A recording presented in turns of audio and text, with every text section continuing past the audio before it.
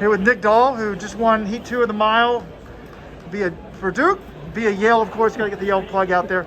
Nick, how'd you feel? You looked fantastic. Yeah, I felt great. I think the key was patience early in the race. I was in a good position.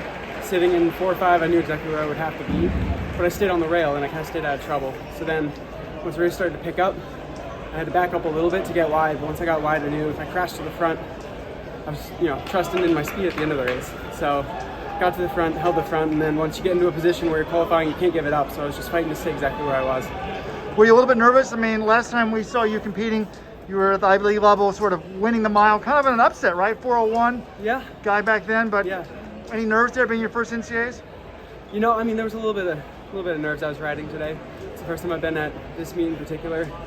I've raced other big meets that meant a lot to me in the moment, but being here is a truly unique experience. So it was about quieting those nerves, knowing that I've taken the line in meets now in my 5th year of collegiate running, where there's a lot of pressure on the moment. And it's been a great year so far.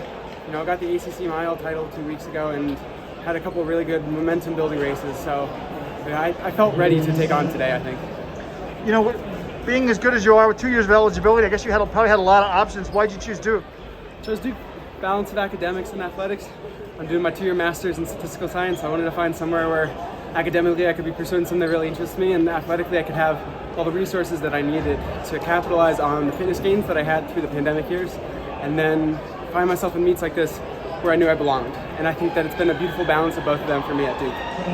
And in the final, which would you prefer, like a time trial or a sit and kick type race? I think something that's honest up front, we're 2:04 through the half on this.